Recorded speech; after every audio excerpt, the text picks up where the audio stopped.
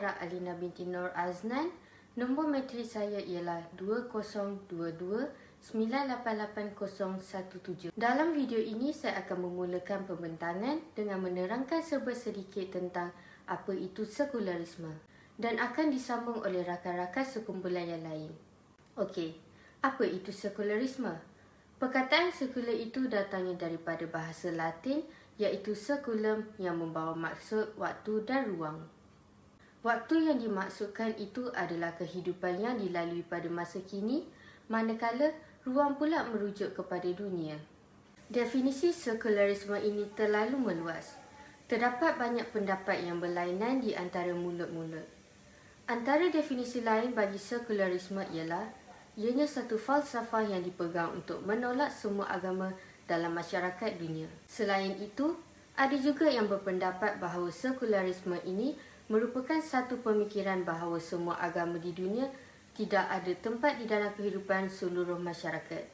Terdapat juga manusia yang berpegang dan mengamalkan sikap sekularisme ini yang berpendapat bahawa pendidikan dan perkara asas yang dilakukan tidak perlu menekankan unsur-unsur keagamaan di dalamnya. Sebagai contoh, jika seseorang itu ingin berkahwin, mereka tidak peduli sama ada sesama jantina ataupun tidak. Menurut Muhammad Naqib Atas pula, sekularisme ialah waktu sebagai kini dan tempat sebagai dunia. Ia membawa maksud kepada peristiwa-peristiwa di dunia dan yang berlaku pada masa kini, tidak mengira akan kehidupan di akhirat. Sekular dalam bahasa Arabnya ialah Al-Imaniyah yang diambil dari perkataan ilmu dalam bahasa Arab iaitu Ain, Lam dan Mim yang membawa maksud mengangkat martabat ilmu. Jadi, ianya tidak bercanggah dengan konsep Islam yang menjadikan ilmu sebagai satu perkara penting bagi manusia yang menganjurkan kefahaman kepada ilmu sejak dari kedatangan Islam melalui wahyu pertama lagi. Tetapi, perterjemahannya hanyalah satu tipu daya dan berselindung di sebalik slogan ilmu. Sekiranya diperhatikan, makna tersirat bagi sekular ialah al-ladiniyah, iaitu tanpa agama seperti yang dinyatakan oleh Yusuf Al-Qaradawi di dalam penulisannya. Istilah ini dipilih untuk mengalih pandangan umat Islam agar menerimanya kerana jika digunakan istilah al-ladiniyah, pasti umat Islam akan menolaknya. Sebab itulah penterjemahan sekular kepada istilah al-imaniyah bermotifkan mengalih pandangan agar diterima oleh umat Islam. Namun bagi ulama-ulama Islam yang memahami hakikat sebenar konsep Islam, mereka menentang penyebaran fahaman ini yang jelas bertentang dengan hakikat Islam.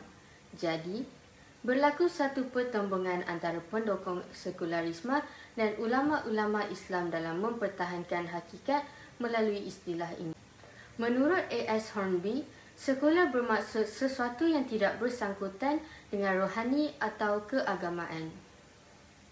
Sekularisme pula adalah daripada perkataan bahasa Inggeris yang ertinya kepercayaan kepada akhlak, pendidikan dan sebagainya yang tidak didasarkan kepada agama.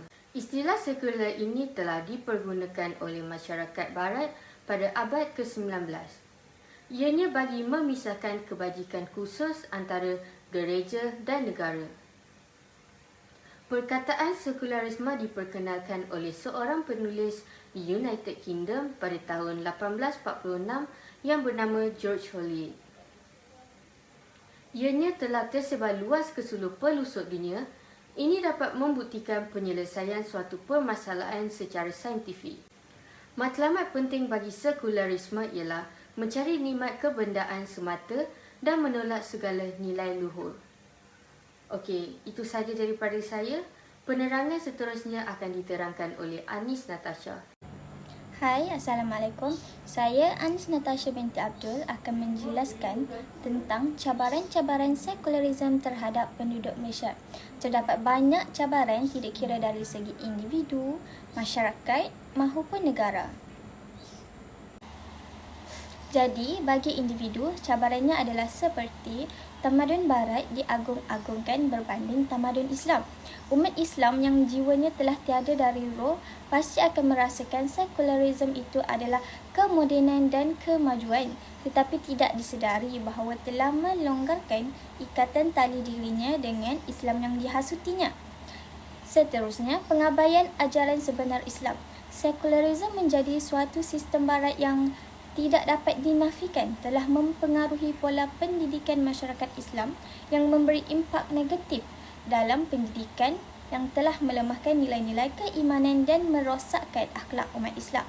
Justru, sekularisme juga membawa ajaran yang bertentangan dengan sains dan agama yang memberi persalahfahaman terhadap pendidikan Islam yang sebenarnya berlandaskan Al-Quran dan Al-Sunnah. Yang terakhir bagi individu adalah ajaran Islam semakin berkurang. Pada era kini, perkembangan teknologi semakin berkembang serta media massa. Kelekaan anak muda dalam mengerjakan ibadah adalah salah satu cabaran di Malaysia kini. Selain itu, seperti yang kita tahu, era kini amat lagi mementingkan ilmu mengenai sains, teknologi dan sebagainya dalam kehidupan harian sehingga kan lupa kepada ajaran Islam atau erti kata lain, pendidikan Islam dalam persekolahan. Bahkan, ada ibu bapa yang berlainan agama menyoalkan tentang penting pelajaran Islam ni. Jadi, di sini terang lagi bersuluh bahawa ajaran sekularisme telah sebati dalam masyarakat di Malaysia kini. Dari segi masyarakat pula, perubahan sosial dalam kalangan masyarakat. Sekularisme turut membuka pintu ke arah kerosakan akhlak seseorang yang tidak mementingkan adab pergaulan bebas antara berlainan jantina selama mereka membesar dalam kehidupan seharian. Hal ini dapat dibuktikan dengan sikap remaja yang menjadi-jadi dan kemerosotan moral dalam kalangan pelajar, terutamanya dalam media massa. Seterusnya, kesedaran tentang hukum hakam Islam. Melayu ini tiada masalah melaknat LGBT dan liberal, tetapi dalam hal rasuah yang jelas betul dilaknat Nabi dan Tuhan itu, orang Islam kita menganggap ia tiada apa. Sukar diungkapkan, tetapi inilah Malaysia sekarang, rasuah berleluasa di kalangan orang-orang ternama. Hal ini kerana kurangnya tahap keimanan seseorang umat Islam itu sendiri bagi mempertahankan maruah dan agama. Pengaruh sekularisme memberi impak yang amat buruk kepada umat Islam sehingga mereka tidak menyedari akan kesilapan yang dilakukan. Yang terakhir dari segi negara. Undang-undang Malaysia seperti yang kita tahu, undang-undang Islam adalah Allah Subhanahu Wa Taala dan manusia sebagai pelaksana undang-undang. Walhal, dari segi undang-undang sekularisme pula, penggubal dan autoritinya adalah manusia. Jadi, cabarannya adalah untuk mengekalkan wahyu yang bersumber asas kepada pembentukan hukum Islam, iaitu akal dan empirikal sebagai pelengkap berbanding sekular yang bersumberkan asas akal, empirikal dan budaya masyarakat setempat. Apa itu empirikal? Empirikal adalah berdasarkan ataupun bergantung pada pemerhatian atau eksperimen, bukan teori. Kaedah yang digunakan adalah melalui kajian-kajian ataupun dengan pengumpulan data. Saya berharap cabaran-cabaran ini akan ditangani oleh penduduk Malaysia dengan satu hati. Sekian dari saya. Penerangan seterusnya adalah kesan sekularisme terhadap penduduk Malaysia. Assalamualaikum warahmatullahi wabarakatuh. Dan hai, saya Muhammad Aizat Nalbi Baruslim ingin membentangkan tentang kesan-kesan sekularisme terhadap penduduk Malaysia. Terdapat 3 anggota yang boleh dititik beratkan di dalam Malaysia, iaitu individu, masyarakat dan negara. Kesan kepada individu. Yang pertama ialah perubahan perwatakan individu. Perubahan perwatakan individu dari segi berfikir, bertindak, gaya hidup, pengasingan diri dari kepentingan beragama menyebabkan kekosongan di dalam diri dan jiwa dan kelahiran pembangunan yang tidak seimbang. Akibatnya, keruntuhan moral dan akhlak berleluasa serta gejala-gejala seperti dadah, arak, AIDS, lesbian, homoseks dan bosia semakin berleluasa peningkatannya. Seterusnya ialah membentuk individu yang mengejar kekayaan material. Sistem pendidikan barat yang tercemar dengan sekularisme membentuk individu yang mengejar kekayaan material dan jauh dari ilustrasi kerohanian. Sistem dualisme yang menjadikan akademik dan kerohanian dalam dua aliran berbeza terbentuk setelah ilmu disekularisasikan. Sekularisme akan terus memesong dan menghapuskan agama dari jiwa seseorang individu, dan perkara ini paling bahaya adalah mempengaruhi minda. Penguasaan ilmu yang minimal dan terbatas dalam agama dan asas sains menjadi punca pertembungan antara ilmu moden dengan ilmu agama hinggakan gagal menemukan integrasi dalam ilmu dan muncul pula penyelewengan. Begitu juga yang mendapat pendidikan sekular cenderung kepada pemikiran saintifik, kuantitatif dan logik. Mereka ini sangat mementingkan nasib dan kedudukan dunia berbanding dengan isu-isu yang berkaitan dengan akhirat. Mereka juga biasanya mengukur kejayaan dari segi kedudukan pendidikan, jawatan yang disandang dan harta benda. Sebagai contoh, ijazah dari luar negara, kereta mewah, rumah banglo adalah ukuran penting yang menentukan martabat seseorang itu dalam kelompok ini. Kesan kepada masyarakat yang pertama ialah melahirkan satu kelompok yang memusuhi syariat Islam sendiri. Sistem pendidikan yang bercorak dualisme telah menyebabkan lahirnya sekularisme di mana ianya memisahkan agama dari aspek kehidupan dunia. Akibat sistem pendidikan yang bercorak dualisme ini, maka lahirlah sebuah masyarakat yang sekularisme. Jika dilihat, impak besar dalam masyarakat akibat sekularisme adalah melahirkan satu kelompok yang memusuhi syariat Islam sendiri. Hal ini demikian kerana sekularisme sebenarnya bertujuan untuk memisahkan antara dunia dengan agama dalam setiap individu, khususnya dalam bab-bab syariat Islam. Seterusnya ialah melahirkan masyarakat yang menolak hukum hakam dalam diri mereka. Sebagai contoh, sekularisme Artartu yang telah berjaya mengetepikan syariat Islam dari semua aspek dan bidang kehidupan masyarakat, termasuklah soal hukum hakam, sehingga mengeluarkan pendapat untuk mengharamkan talak dan poligami serta menyamakan pembahagian pewarisan harta antara anak lelaki dengan perempuan, yang jelas-jelasnya bertentangan dengan ketepatan syariah yang pasti dalam Al-Quran.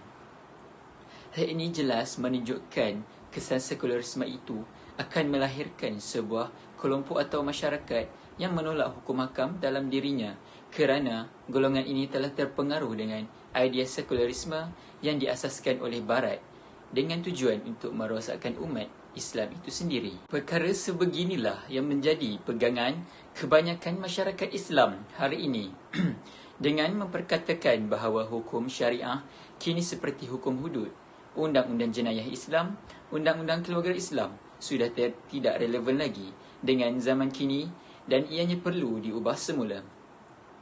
Sehinggakan timbulnya satu golongan yang cuba untuk mentafsirkan Al-Quran mengikut pemikiran mereka sendiri dan mengikut peredaran zaman. Hal ini jelas menunjukkan pengaruh sekularisme ini telah menular dalam pemikiran masyarakat Islam hari ini akibat pendidikan yang bercorak dualisme. Yang terakhir ialah kesan terhadap negara. Pengabaian aspek rohani dalam diri dan tiada penerapan nilai-nilai akhlak Islamiah pada peringkat awal pendidikan akan membawa kesan yang buruk terhadap bakal pimpinan dan pentadbir negara pada masa akan datang, khususnya kepada sektor pentadbiran, kerana mereka telah melalui alam pendidikan tersebut. Dewasa ini, terdapat beberapa usaha yang dilakukan oleh mereka yang memusuhi Islam, terutamanya dalam menjatuhkan sebuah negara Islam. Sebagai contoh, dalam konteks negara kita Malaysia, telah wujud Suruhanjaya Kebebasan Agama, iaitu Suruhanjaya yang dicadangkan penubuhannya seperti sebuah badan berkanun yang mempunyai kuasa undang-undang yang boleh mengubah ajaran sesetengah agama. Selain itu, wujudnya Sister in Islam yang sering menimbulkan kontroversi kepada masyarakat Islam di negara ini. Persoalan yang ingin ditimbulkan ialah apakah peranan pemimpin dan pentadbir kita.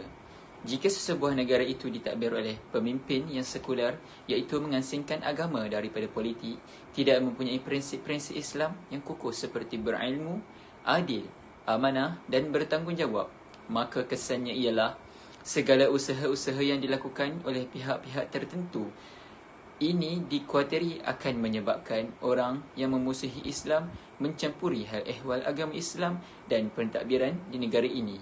Apabila tunjang sesebuah pimpinan negara tidak kukuh, perkara yang paling dirisaukan adalah pemerintahan seperti kapitalis dan sosialis akan mudah untuk menerobos masuk ke dalam pemerintahan negara.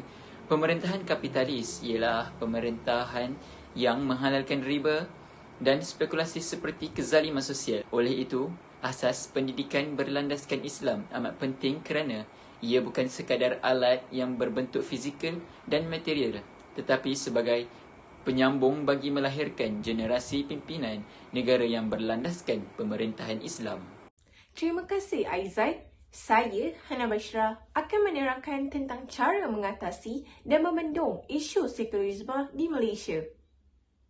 Fahaman sekularisme yang kini melanda masyarakat Malaysia hari ini bukanlah sesuatu perkara yang boleh dianggap ringan. Jika masalah ini tidak diberikan perhatian, tidak mustahil jika akan ada lebih ramai golongan yang terpengaruh dengan ajaran ini. Oleh yang demikian, pendekatan haruslah diambil demi mengatasi fahaman ini. Semua rakyat Malaysia mempunyai peranan masing-masing dalam mengatasi dan membendung isu sekularisme. Peranan sebagai individu, peranan sebagai masyarakat dan peranan sebagai pihak berkuasa. Peranan sebagai individu Muslim. Pertama, kita hendaklah mendalami semula ajaran Islam dengan bersungguh-sungguh agar dapat mengetahui tentang kewajipan-kewajipan sebagai hamba Allah dan mengetahui tentang kewajipan sebagai seorang Muslim terhadap jihad menegakkan Islam pada zaman ini. Kedua, sebagai Muslim, kita hendaklah meninggalkan sifat mengagung-agungkan tamadun Barat yang kononnya membawa kepada kemajuan dan kemodenan. Sebaliknya, sebagai umat Islam, kita hendaklah menyanjung kegemilangan tamadun Islam agar dapat mengembalikan kembali kegemilangan Islam. Yang ketiga, kita hendaklah kembali kepada pendidikan yang berteraskan Al-Quran dan Al-Sunnah yang didasari oleh prinsip Tauhid. Peranan masyarakat. Pertama, masyarakat mestilah menghidupkan sunnah dalam kehidupan dan menzahirkan keunggulan Islam. Bersatu padu mengkritik para intelektual sekular agar fahaman mereka tidak menular dalam fikiran umat Islam. Kedua, anggota masyarakat boleh menjemput ustaz dan para ilmuwan ke surau di kediaman masing-masing untuk mengadakan kelas pengajian tentang bahayanya sekularisme. Peranan pihak berkuasa. Pertama, pihak berkuasa mengharamkan segala media yang boleh merosakkan nilai murni Islam dengan menggantikan alternatif yang bermanfaat agar dapat mendidik dan melahirkan umat Islam yang berperibadi mulia, bertamadun tinggi dan berilmu. Kedua, pihak kerajaan dan NGO boleh mengadakan halaqah-halaqah Al-Quran secara percuma kepada seluruh umat Islam tanpa mengira kedudukan, latar belakang dan umur. Kesimpulannya, fahaman sekularisme yang menguasai sebahagian umat Islam di Malaysia pada hari ini menyebabkan akal fikiran mereka menjadi kabur dan hilang pertimbangan untuk menerima hukum hakam Allah SWT sebagai sistem kehidupan yang sempurna. Mereka dikuasai oleh hawa nafsu dan pemikiran bebas yang tidak diasaskan kepada hukum dan peraturan Allah SWT. Kini, sekularisme menjadi musuh umat Islam. Umat Islam dan para pemimpin mestilah menjadikan keseluruhan ajaran dan perintah Allah SWT dan Rasulnya sebagai perlembagaan dalam kehidupan. Dalam pada itu, bahaya paling besar yang dicetuskan oleh fahaman sekularisme ini ialah dari sudut akal fikiran manusia yang boleh membawa kepada keruntuhan akhlak, akidah dan sosial masyarakat. Malah, ia boleh membawa masyarakat kepada gejala keluar daripada agama Islam apabila fahaman ini menolak pelaksanaan syariah dengan menggunakan pelbagai alasan dan hujah batil. Oleh sebab itu, kita perlu menjauhi serta memerangi sehingga ke akar umbi. Ia bukan sahaja merosakkan kehidupan masyarakat Islam, malah membawa dan menjerumus ke neraka Jahanam. Sekularisme benar-benar membawa satu ancaman besar kepada kesejahteraan kehidupan manusia. Dengan itu, semua umat Islam boleh mengikuti tentang cara-cara mengatasi dan membendung isu sekulerisme di Malaysia seperti yang telah saya ulas sebentar tadi, agar isu ini tidak menjadi lebih parah. Seperti di dalam peribahasa Melayu, cegar sebelum terlambat. Jika semua umat manusia mengikuti tentang cara-cara mengatasi isu sekulerisme di Malaysia, tidak mustahil isu ini akan berkurangan. Itu sahaja daripada kami. Sekian, terima kasih.